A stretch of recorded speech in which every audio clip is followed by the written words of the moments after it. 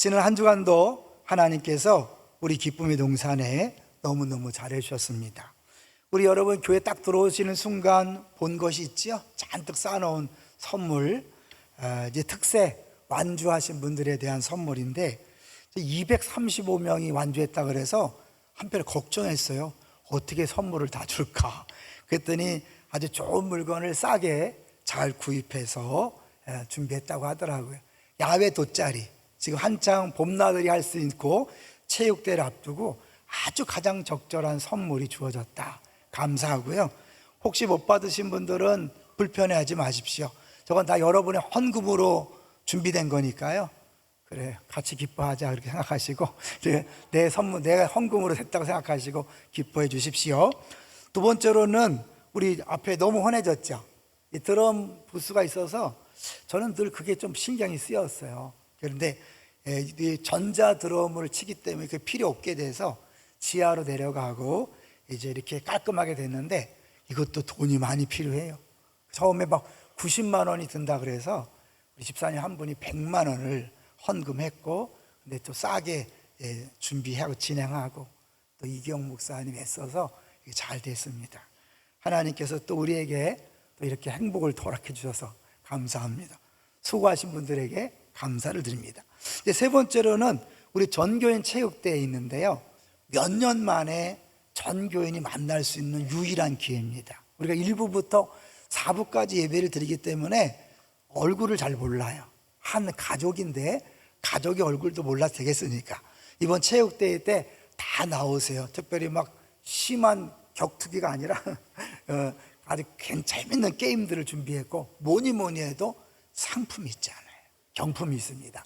지금 여기 앞에 보시면 이미 고급 비대 세대가 헌물된 걸 보고 아마 이제 이번에도 푸짐한 경품이 준비될 것 같은 이 기대감이 있습니다. 많이 협조해 주시고 한 분도 빠짐없이 다 오셔서 함께 가족의 기쁨을 누리시기 바랍니다. 자, 이제 오늘 제목을 같이 보겠습니다. 오늘 제목은 찬양받기에 합당하신 분입니다. 아주 어떻게 보면 제목이 너무 진부하다고 볼 수 있는데요, 시편 113편이 보면 볼수록 너무 은혜스러운 본문이라는 것을 느꼈습니다. 기대해도 좋습니다. 근데 조금 어려운 것 같아요. 2부 때 해보니까 좀 어려운 것 같은데 3부 성도들은 수준이 높으니까 잘 들을 줄로 믿습니다. 각오하시고 들으면 좋겠어요. 자, 먼저요, 우리 찬양받기 합당하신 유일한 분이다 이렇게 표현하고 싶어요. 우리 유일한 찬양받기 합당하신 분, 이걸 위해서 하나의 그림을 준비했는데요, 실제로 최후의 만찬 그림에 내려오는 비밀이 있다 그래요. 어떤 비밀인가 한번 보겠습니다. 이제 백작의 요청에 따라서 그림을 그렸는데요, 한번 보여주세요.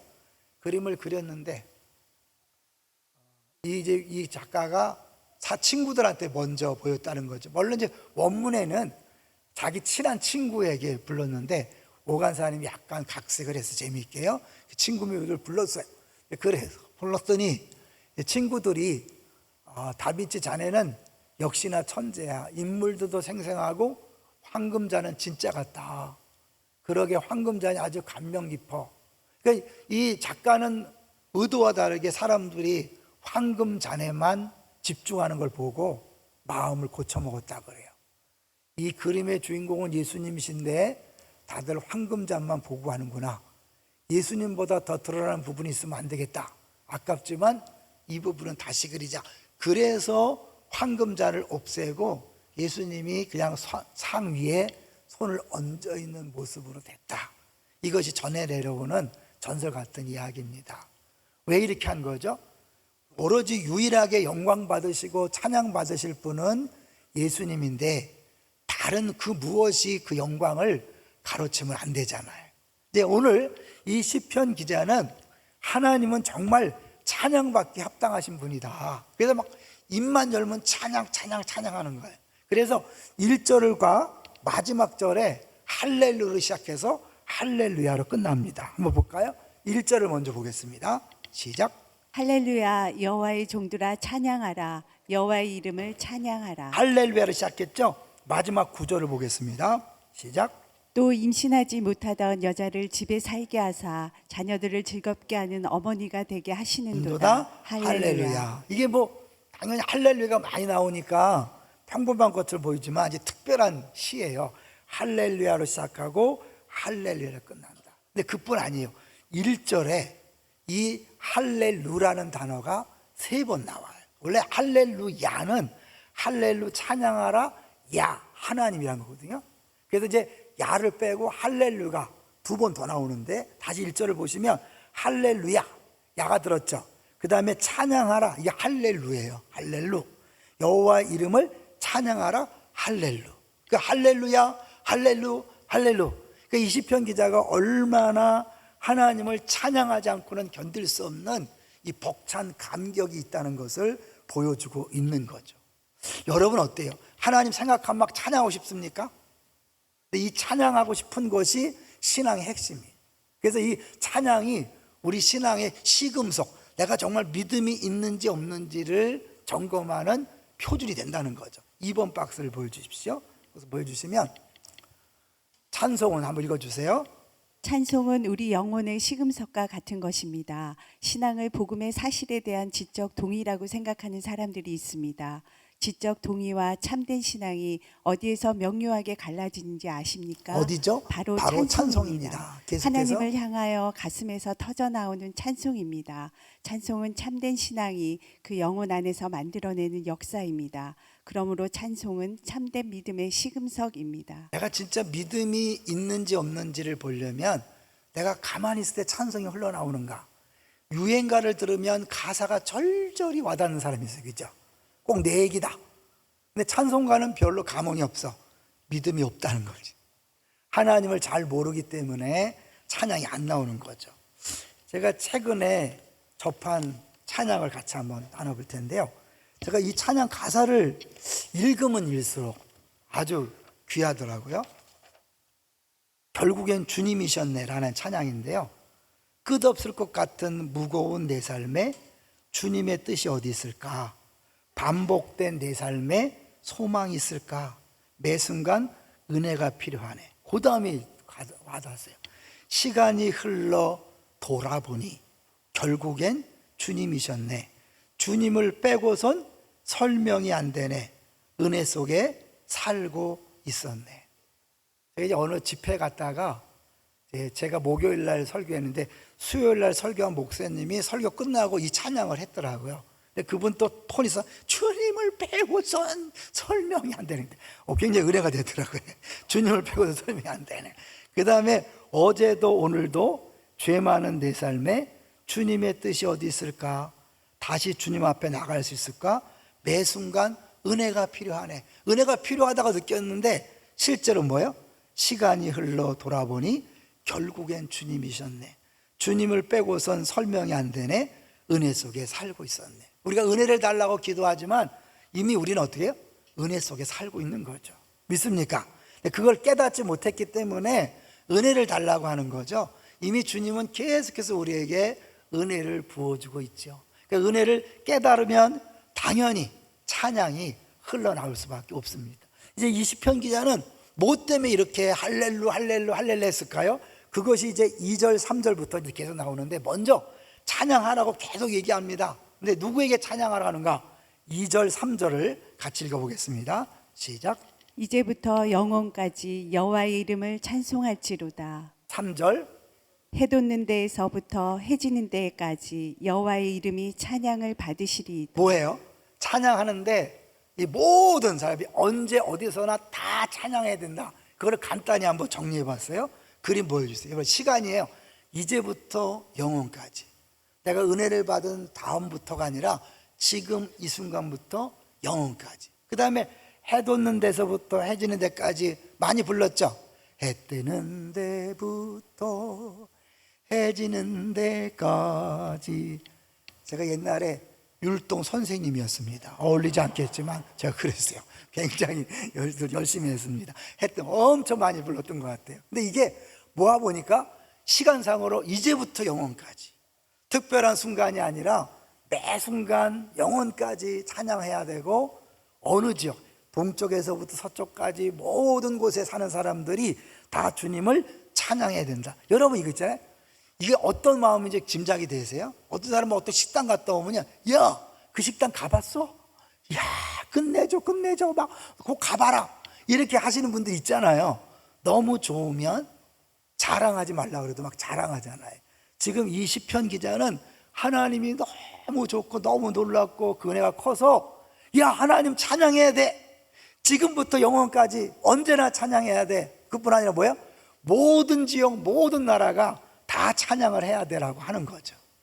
근데 이게 왜 중요하냐면요, 사실은 이 기독교 외에는 모든 종교가 사실은 자신론을 인정하잖아요. 그래서 나는 내가 믿는 신이 있고 넌 네가 믿는 신이 있다, 이렇게. 그래서 굉장히 포용적이고 굉장히 개방적인 것처럼 보이지만 기독교는 뭐예요? 유일하다. 내가 곧 길이요 진리요 생명이다. 예수님만이 유일하다, 그런 거죠. 하나님에게 길이요 진리요 생명이라 붙이면 안 돼요. 원래는 하나님에게 가는 유일한 길이요 진리요 생명이 예수님인 거예요. 아시겠죠? 근데 다른 종교에서는 아니야. 뭐 하나님한테 가는 길이 그 하나뿐이냐, 열심히 하면 되지, 아무렇게나 해도 하나님한테 가면 되지, 아니라는 거예요. 그러니까 이게 기독교에서만 말하는 언제 어디서나 모든 민족이 모든 사람이 다 찬양을 해야 된다, 이건 대단한 독선처럼 보이지만 이게 진리인 거죠. 이분 이게 너무 크기 때문에 그런 거예요. 자, 이제 구체적으로 4절부터 이제 9절까지 어떤 내용을 찬양하는지 올 텐데요. 그거 먼저 한번 보여줄까요? 5번 한번 보여주시면 한번 정리해 놓고 볼게요. 자, 5번 보여주시면 찬양의 내용. 첫 번째, 모든 나라와 모든 피조물보다 높으시고 위대하시다. 높으신 분이에요. 위대하신 분이에요. 그런데 그분이 가난한 자와 궁핍한 자를 살피시고 긍휼히 여기신다. 세 번째는 특별히 임신하지 못해서 공동체 속에서 외로운 처지에 몰린 여인들과 더불어서 자주 일하신다. 하나님 특별한 모습인 거예요. 아까도 얘기했지만 모든 신들은요, 한쪽만, 초월적인 면만 있든지 내재, 좀 어려운 표현인데 내재만 있어요. 그럴 때 구원이 없는 거예요. 한마디로 이슬람교는 뭐예요? 초월적인 면만 있어요. 알라 신이요, 구약 성경에 나오는 신이에요. 똑같이 우리가 똑같이 구약 성경을 믿어요. 그들 알라라고 믿는데 그 알라 신은 크고 위대하신 건 맞는데 이 땅의 백성들에 대해서는 관여하지 않아요. 그래서 숙명론이 나오면 딱 정해놓은 대로 그냥 가는 거예요. 니들이 딱 정해놓은 대로 가라. 그 숙명론. 그래서 알라의 뜻이라는 게 무섭죠. 다 인샬라, 인샬라. 죽어도 인샬라, 병들어도 인샬라, 가난해도 인샬라, 부자가 돼도 인샬라. 굉장히 무서운 거예요. 그런데 그 멀리 있기 때문에 그분이 우리를 구원하는 게 아니라 니네가 열심히 노력해서 구원받아라, 그런 거예요. 불교나 미신이나 모든 샤머니즘, 또 힌두교 이런 건 뭐예요? 다 신이 우리랑 같이 있어요. 그러니까 우리를 다 알아. 우리 아픔을 알아. 근데 문제는 능력이 없어서 우리를 구원할 수가 없어요. 그럼 어떻게? 니네가 열심히 도 닦아라, 불공 드려라, 열심히 선행해라, 그런 거예요. 기독교는 차이가 뭐죠? 하나님이 높으시고 전능하시고 능력이 많으신데 위에만 계신 게 아니라 이 땅에 내려와서 우리 대신 죽으셨다. 그게 뭐 예수님이잖아요. 그렇기 때문에 기독교에 구원이 있는 거예요. 그래서 그걸 우리는 자력 구원이 아니라 타력 구원. 누구나 다 예수 믿으면 구원받는다. 세상 종교는 너희 열심히 믿어야 돼, 불공 열심히 드려야 돼, 선행해야 돼, 착하게 살아야 돼. 근데 그거는 아무리 해도 안 되는 거잖아요. 근데 기독교는 뭐예요? 니네들이 하는 게 아니야, 내가 다 했어. 그래서 은혜라는 거예요. 자, 이제 그 내용을 얘기하는 거예요. 4절을 보겠습니다. 4절 시작. 여호와는 모든 나라보다 높으시며 그의 영광은 하늘보다 높으시도다. 네, 하나님이 높으신 분이에요. 근데 이 높다는 것이요, 어떻게 쓰였냐면 똑같은 단어가 7절에 쓰였어요. 이 하나님은 높은 데 계시는데 7절을 보십시오. 7절 시작. 가난한 자를 먼지 더미에서 일으키시며 궁핍한 자를 거름 더미에서 들어 세워. 이 들어 세워라는 단어하고 높으시며 단어가 똑같은 단어예요. 이 말은 뭐냐? 하나님이 높이 계신데 그 높은 자리에 이 우리들을 들어 올리셨다는 거예요. 그런데 특별히 어떤 사람이냐면 여기 보니까 뭐예요? 가난한 자를 먼지 더미라 그랬죠. 먼지 더미는 뭐예요? 왜 사람이 먼지 더미에 앉아 있을까요? 집이 없는 거죠. 그야말로 거린들이 어디 있어요? 길거리에 앉아 있잖아요. 집이 없으니까. 이런 거지, 죄송해요. 거린. 뭐 그런데 이렇게 아무것도 없는 거린을 하나님이 계신 자리까지 높여줬다는 거예요. 그게 맞나? 여러분, 믿음이란 게 뭐냐면, 예수 믿는다는 게 뭐냐면, 어렵지만 들어보세요. 예수 믿을 때 우리는 같이 옛사람이 십자가에 죽은 거예요. 그래서 내가 더 이상 내가 사는 게 아니에요. 예수님과 함께 부활한 거예요. 부활만 한 게 아니에요. 예수님 승천했죠. 함께 승천하는 거예요. 그 통치자의 자리에까지 우리가 함께 가는 게 연합이라는 거예요. 예수 믿는 게 이게 보통 놀라운 게 아닌 거예요. 이걸 깨달으면 이 세상 것들이 우습게 보이는데, 이걸 깨닫지 못하니까 난 돈이 없는데, 난 건강이 없는데, 애들이 성공 못했는데, 맨날 이거 갖고 시시하게 노는 거예요. 근데 이걸 깨달은 순간 이게 아무것도 아닌 거예요. 이 믿어지시고 깨달아지시기를 주의 이름으로 축원합니다. 그러니까 하나님이 계신 그 자리까지 이 거지들을 올린다는 거예요. 또 하나 뭐냐면, 여기 보니까 거름더미라고 그랬죠. 거름더미가 뭐냐면 이게 똥더미, 똥더미, 쓰레기더미, 똥더미. 누가 쓰레기더미에 살죠? 여러분 저희도 예전에 케냐에 가봤는데 그 쓰레기 마을에서 사는 사람들이 이렇게 많더라고요. 거의 모든 나라에서요, 쓰레기 하치장에서 사는 사람들이 굉장히 많아요. 돈이 없으니까 쓰레기장을 뒤져서 거기 나오는 음식을 먹고 물건을 갖다가 고집해서 팔죠. 냄새가 얼마나 독한지 몰라요. 그렇게 가난하고 멸시받고 정말 이 땅에서 아무 소망이 없는 그들을 어디까지 높이셔요? 하나님이 앉은 자리까지 높이신다는 거예요. 그걸 깨달으니까 찬양하지 않을 수 없는 거죠. 그 다음에 또 볼까요? 이제 그 5절을 보겠습니다. 5절 시작.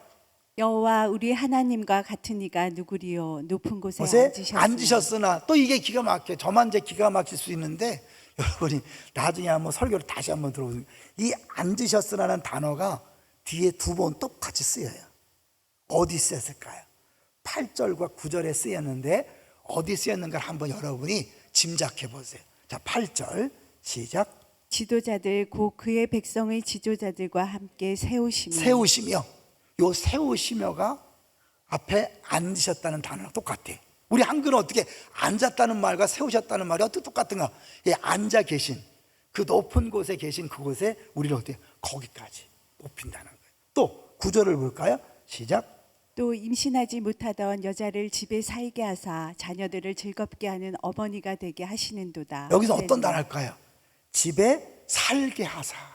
이 살게 하사, 세우시며, 그 다음에 앉으셨으나가 똑같은 히브리어를 쓰는 거예요. 그러니까 하나님이 계신 그 높고 위대한 자리에 그 거렁뱅이고 아무것도 쓰레기를 뒤져서 간신히 먹고 사는 그들을 백성의 지도자, 지금 오늘날은 장관들로 만드는 거죠.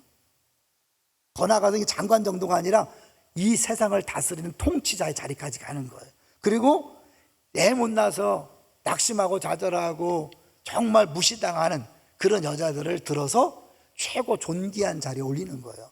대표적인 여인이 누굴까요? 한나였잖아요. 한나가 남편 사랑받았지만 애 못 낳으니까 분이 나가 계속 불질렀잖아요. 넌 애도 못 낳는 게 넌 실패자야. 지금은 아니지만 옛날에는 애를 못 낳으면 여인이 완전히 인생 실패자, 낙오자로 그렇게 느껴요. 왜? 애를 낳아야 애들이 경제력을 책임지거든요. 애가 없으면 경제가 안 돼. 그러니까 애가 없으면 먹고 살 수가 없어요. 또 뭐야? 미래가 보장이 안 돼요. 누가 먹여 살려요? 그러니까 지금이야 다르지만, 그러니까 어때요? 외부로부터 보호해 줄 수 없기 때문에 애를 많이 낳는 여자는 영웅 대접을 받지만 애 못 낳는 사람은 실패자, 물론 루저가 되는 거죠. 오늘날 우리 인생에 나는 성공했다고 생각하십니까? 실패했다고 생각하십니까? 여러분의 성공과 실패의 기준은 뭡니까? 다 바깥에서 말하는 거죠. 최소한 명품은 있어야 되는데, 최소한 몇 번 아파트는 살아야 되는데, 최소한 몇 cc 차는 타고 다녀야 되는데, 우리 애가 최소한 어디 회사는 다녀, 이런 것들이 세상의 소리인데, 그 옛날에 애를 낳아야 된다고 하는 소리가 똑같은 소리인 거죠. 근데 그런 면에서 낙오되고 실패자라고 생각되는 우리들이, 하나님께서 우리들을 높이신다고 약속하는 거죠. 실제로 여기 앉아있는 모든 사람들은 사실 예수를 진짜 믿는다면 이미 높아진 거예요. 할렐루야. 여러분, 내가 가난하고 병들고 이건 사실은 영원한 생명과 우리가 얻은 지위를 알면 아무것도 아닌 거예요. 네? 근데 그걸 이제 모르면 사실은 이제 슬픈 거죠. 난 저에게 제가 17살에 예수 믿었잖아요. 너 부자 되고 정말 높은 자리에 올라가고 예수 안 믿는 거 할래? 아니면 예수 믿고 가난해질래? 저한테 한번 선택하라면 뭐 할 것 같아요? 저는 예수 믿고 가난해지는 걸 선택. 여러분, 예수 믿기 전과 믿은 후를 제가 차이를 알기 때문에 사실은 예수 안 믿는 게 얼마나 끔찍한지 저는 알아요. 그렇게 하루도 못 살 것 같아요. 몰랄 때는 괜찮았지만 그만큼 네가 예수 믿는다는 게 하나님 자녀가 되고 성도가 되고 예수님과 함께 죽고 부활하고 승천했다는 거, 이건 어마어마한 영원을 여러분 이제 우리가 보장된 거예요. 할렐루야. 이 땅은 잠깐이에요, 여러분. 60년, 70년, 80년 얼마 안 남았어요. 그 다음에 믿지 않은 사람은 영원한 형벌에, 영원한 고통에, 영원한 지옥에, 우리는 뭐예요? 영원한 천국입니다. 할렐루야. 이거를 깨닫는 순간 달라지는 거죠. 자, 그래서 여기 다시 한번 9절을 읽어보면요. 9절 시작. 임신하지 못하던 여자를 집에 살게 하사 자녀들을 즐겁게 하는 어머니가 되게 하시는도다. 특별히 성경은요, 이상해. 하나님이 애 못 낳는 여자들을 통해서 일을 하셔요. 그래서 제가 오간사님 부탁했어요. 구약 성경에서 애 못 낳는데 하나님이 쓰신 여자들을 한번 골라달라. 그랬더니 쫙 골라줬어요. 한번 보여주세요. 아브라함의 아내 사라, 당연히 미모와 출산이 여자의 최고의 복인데 90세가 되도록 애를 못 낳는 정말 다 늙은 여자를 하나님 택해서 어떻게 했어요? 믿음의 조상으로 만드는 거잖아요. 이삭의 아내 르브가 사실은 애를 못 낳았어요. 60살에 야곱과 에서를 낳았잖아요.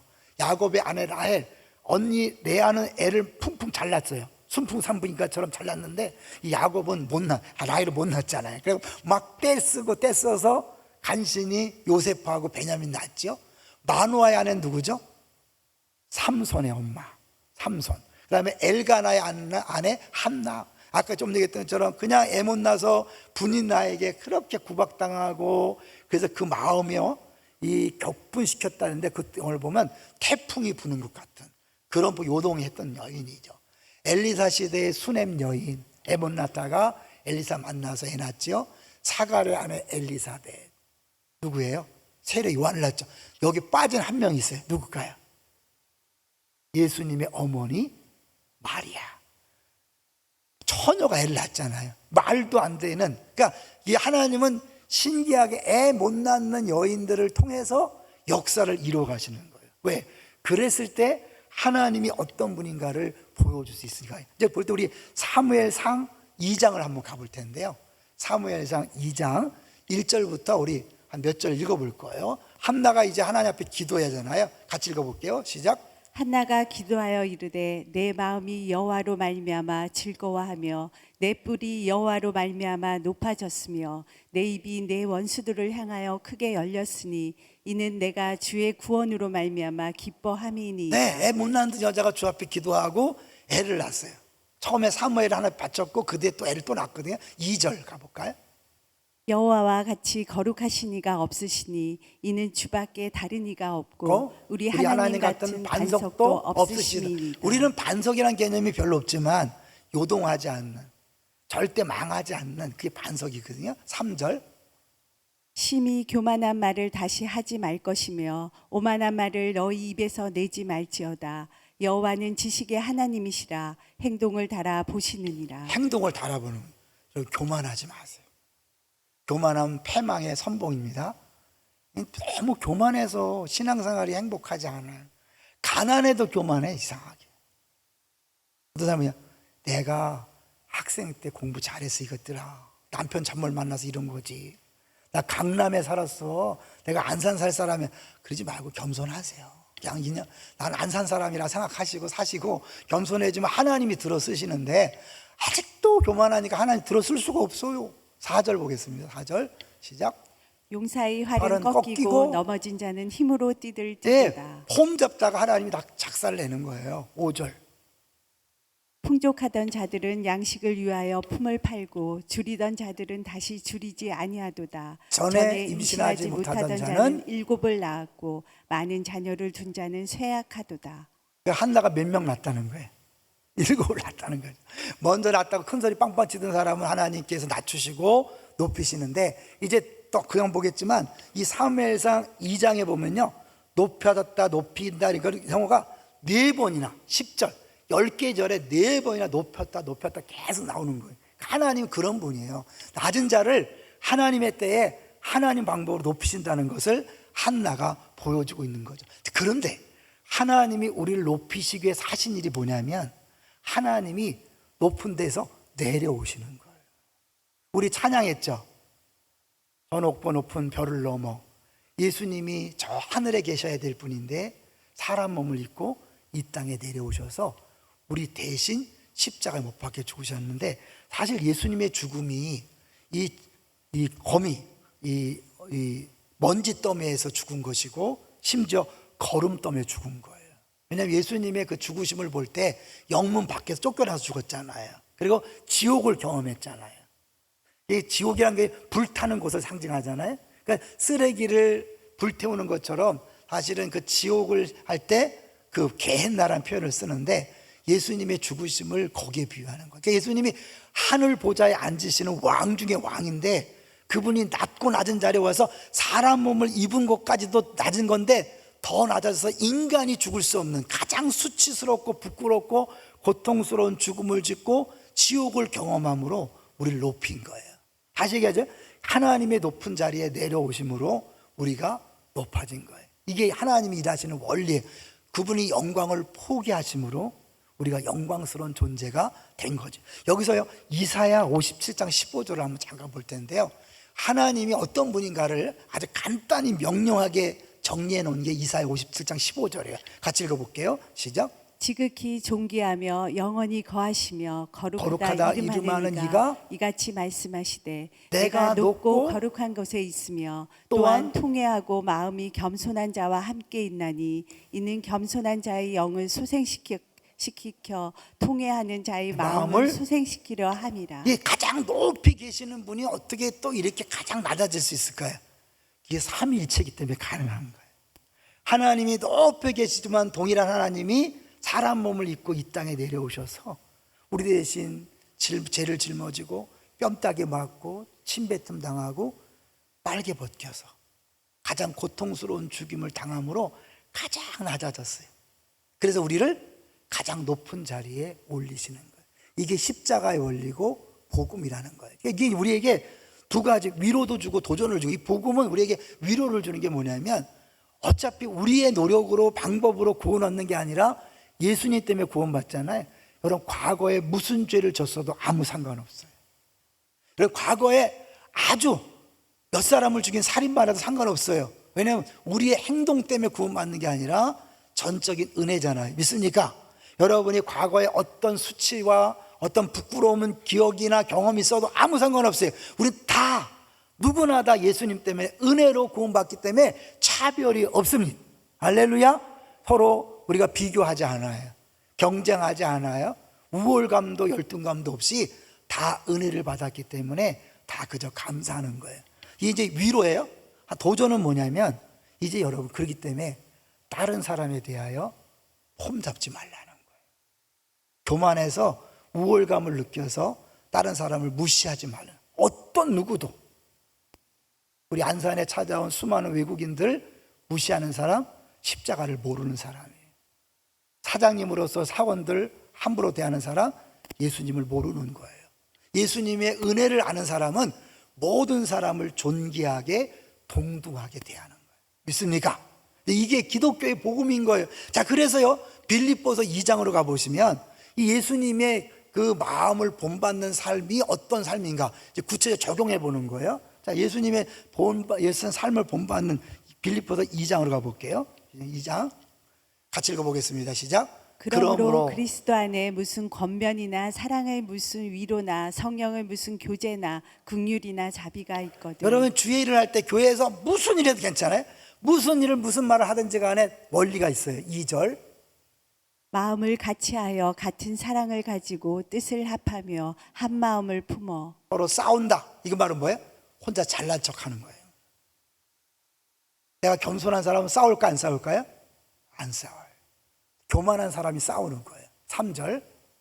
아무 아무 일이든지 일이든지 다툼이나 허영으로 하지 말고 오직 겸손한 마음으로 각각 자기보다 남을 낮게 여기고. 남을 어떻게 한다고요?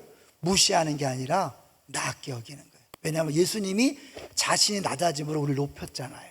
이게 기독교 원리이기 때문에 이렇게 구원받은 사람은 자기를 높이는 게 아니에요. 자기를 높이는 사람은 아직 자기가 얼마나 높아지는지 몰랐기 때문에 그런 거예요. 그러니까 예수를 모르니까, 복음을 모르니까 잘난 척하는 거예요. 죄송해요. 4절 갈까요? 4절 시작. 각각 자기 일을 돌볼 뿐더러 또한 각각 다른 사람들의 일을 돌보아 나의 기쁨을 충만하게 하라. 바울 사도의 기쁨은 주님의 기쁨이에요. 주님이 뭘 기뻐하는지 아세요?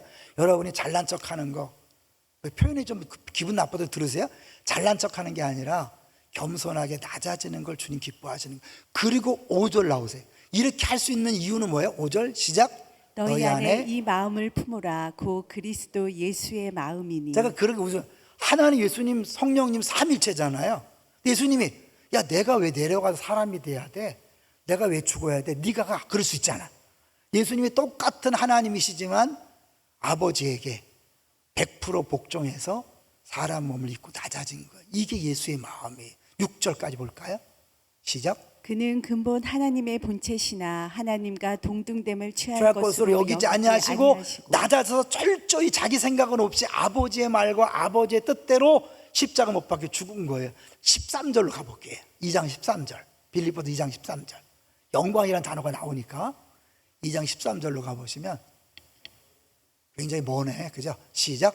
너희 안에서 행하시는 이는 하나님이시니 자기의 기쁘신 뜻을 위하여 잘못됐네. 너희에게 소원을 네. 두고 행하게 하시나니. 11절 죄송해요. 11절. 2장 11절로 갈게요. 2장 11절. 시작. 모든 입으로 예수 그리스도를 주라 시인하여 하나님 아버지께 영광을 돌리게 하셨느니라. 네, 하나님 아버지께 영광을 돌리게 하기 위해서 뭐예요? 본인이 철저하게 낮아져서 십자가 못 박혀 죽을 때 사람들이 예수님을 주라 고백하고 하나님께 영광이 되는 거예요. 우리는 내가 1등이 되고 내가 높아지고 부자가 돼서 영광을 돌린다고 생각해. 아니에요. 기독교에서 말하는 영광은 내가 낮아지고 약해지고 겸손해져서 철저하게 가마떼기가 되고 보자기가 될 때 하나님이 일하심으로 하나님께 영광이 되는 거예요. 할렐루야. 그렇기 때문에 복음을 아는 사람은 절대 싸워서 이기려고 하지 않습니다. 지는 싸움을 하는 것이고 철저히 낮아지는 거예요. 자, 여기서 이제 우리 5번, 6번을 한번 보여주세요. 6번 시작. 읽어주세요. 하나님이 크고 위대한 면모는 보잘것없는 작은 존재들까지 세밀하게 보살피시는 모습을 통해 선명히 볼 수 있습니다. 예수님의 사역을 통해 하나님은 스스로 얼마든지 작아질 수 있을 만큼 큰 분임을 입증해 주셨습니다. 여러분, 큰 사람이 작아질 수 있는 거예요. 내가 도저히 잘난 척하지 않고는 견딜 수 없는 분들이 있죠, 그죠? 그래서 있는 게 아니라 다 하지 뭐, 죄송하지만 저를 포함해서 기회만 되면 잘난 척하잖아요, 그죠? 내가 얼마나 높아진지를 모르기 때문에 못 낮아지는 거예요. 예수님 때문에 내가 정말 높아진 줄 아는 사람은 기꺼이 낮아질 수 있는 거예요. 보자기가 되고 가마떼가 될 수 있는 거예요. 그럼 어떻게? 내가 낮아지면 누가 높아지죠? 상대방이 높아지는 거죠. 그럼 이렇게 자기를 낮추고 상대방을 높이는 사람이 있는 가정, 있는 교회, 있는 직장, 사업장은 행복할까요? 불행할까요? 행복하죠. 한 번도 경험 안 해보셔서 모르죠. 여러분이 한번 낮아지셔서 남편을 한번 높여주세요. 천국이 따로 없습니다. 여러분 낮아지셔서 아내를 높여주시고 자녀를 높여주시고 부모를 높여주시고 이웃을 높여주는 순간 거긴 천국이 되는 거예요. 자, 그런 면에서요, 이게 왜 찬양하라고 자꾸 이야기하느냐, 찬양에 대한 이야기를 하고 마무리할 거예요. 자, 이제 C.S. 루이스라는 분이 처음에 이분은 예수 믿고 나서 굉장히 논리적인데 하나님 뭐 찬양해라 자기를 높여라 그러는 게 너무 웃겼대요. 하나님 뭐 부족하다고 찬양하라고 째째하게 그러냐. 근데 알고 봤더니 이 찬양은 하나님을 위한 게 아니라 우리를 위한 거라는 거예요. 우리가 찬양할 때 여러분 같이 막 연애하면 어때요? 막 서로를 막 높이고 자랑하고 막 칭찬함으로 본질이 더 신나잖아요. 내가 사귀는 사람, 내가 섬기는 사람, 함께 있는 사람을 높이면 뭐예요? 내가 더 신나는 거예요. 그 얘기를 한 거예요. 그래서 위에 이제 네 줄까지만 읽어볼게요. 만일 시작. 만일 우리가 좋아하는 것들을 완벽하게 표출할 수 있다면 어떨까요? 그때는 실로 그 대상의 진가가 완전히 인정되는 것이요, 우리의 즐거움도 완전히 경지에 도달하게 되는 것입니다. 내가 하나님을 제대로 알고 하나님을 찬양하는 순간 내 안에 기쁨이 더 완성되는 거예요. 맨 마지막 줄, 완벽하게 표현할 수 있다면 어떻게 될까요? 실로 그 영혼은 최고의 복락, 천국을 경험하는 거예요. 그러니까 내가 찬양을 제대로 하고 찬양을 자주 하잖아요. 천국을 경험하는 거예요. 반대로 예수 믿는 사람이 행복하지 않다, 기쁘지 않다, 뭐예요? 찬양하지 않기 때문에 그런 거예요. 근데 이 찬양은 단순히 곡조 있는 찬양만 얘기하는 게 아니라 이 찬양이라는 단어를 보면 감사하다, 자랑하다 이렇게 번역된 데 있는 거예요. 그래서 제가 우리 교인 성도들에게 범사에 감사라고 강조하는 게 뭐냐면 그게 찬양이에요. 곡조 없는 찬양이 감사예요. 입만 열면 감사, 입만 열면 주님 자랑이 아니라 자기 막 계속 자기 생각을 하고 자기 자랑을 하게 되면 하나님 교만해서 은혜도 안 주고 자기는 지옥을 경험하는 거예요. 내가 낮아져서 상대방을 높이고 인정하잖아요. 하나님을 찬양하는 것 동시에 다른 사람을 높이고 인정하면 내가 기쁨이 더 완성되는 거예요. 그리고 가는 곳마다 사람들이 나를 좋아하죠. 그죠? 잘난 척하는 사람을 좋아해요? 겸손하게 자기를 높이는 사람을 좋아해요? 당연히 자기를 높이는 사람을 좋아하는 거예요. 근데 우리가 예수를 믿으면서도 너무 복음을 잘 몰라요. 그래서 끊임없이 교회에서 자기 자랑을 해. 교만해지는 싸움을 해.